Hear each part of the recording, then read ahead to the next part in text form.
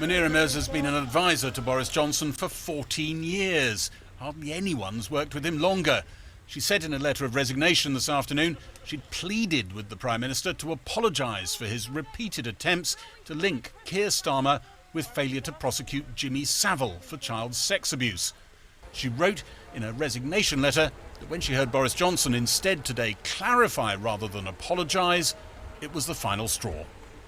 A lot of people have got very hot under the collar, and I understand why. Let's be absolutely clear. I'm talking not about the leader of the opposition's personal record when he was DPP, and I totally understand that he had nothing to do personally with those decisions. I was making a point about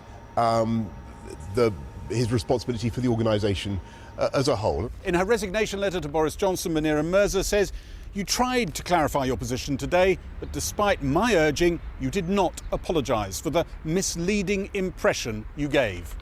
Some Tory MPs said they were surprised at Ms Mirza's squeamishness. They thought she was leading culture wars in Number 10. But the very fact that she has leaked her own resignation letter, perhaps pointing to concern that Number 10 might put a different slant on events, suggests deeper disagreements. Why is one of your oldest political allies, 14 years she's worked with you, very close to you in Downing Street, she has quit? It's obviously not, it's all very well you saying all I said was, he apologised about it. It was too much for her. I mean, clearly you must regret that now. Of course, and I'm sorry to lose Munira. She's done an outstanding job. She's been a wonderful colleague for a long time. The Chancellor, asked about the resignation, distanced himself from the Prime Minister's original Jimmy Savile remark. I'm sorry to see her leave government. I'll miss working with her. And with regard to the comments, being honest, I wouldn't have said it, and I'm glad that the Prime Minister clarified what he meant. And in the last hour, it's emerged that the Prime Minister's Director of Communications has resigned tonight as well. Jack Doyle had been in Number 10 for just under 2 years.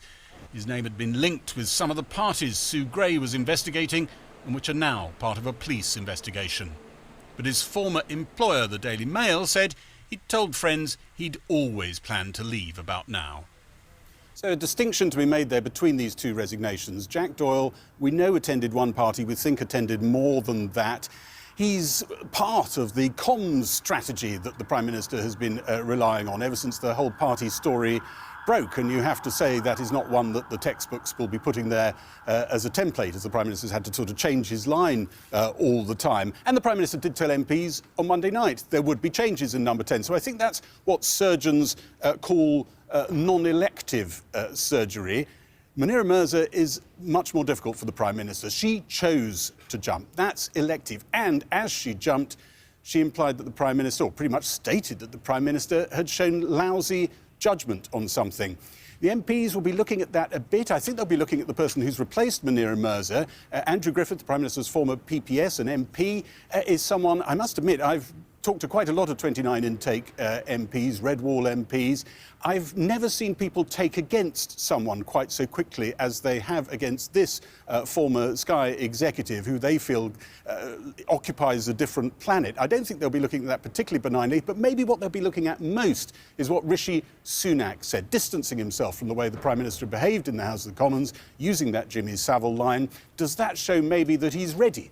Does it show maybe that he has the sort of mettle that they're looking for? Not quite sure whether he has or not. Meanwhile, and someone else who departed quite a while ago from here, Dominic Cummings, has, as ever, tweeted helpfully, the bunker is collapsing. It certainly doesn't look in good structural order.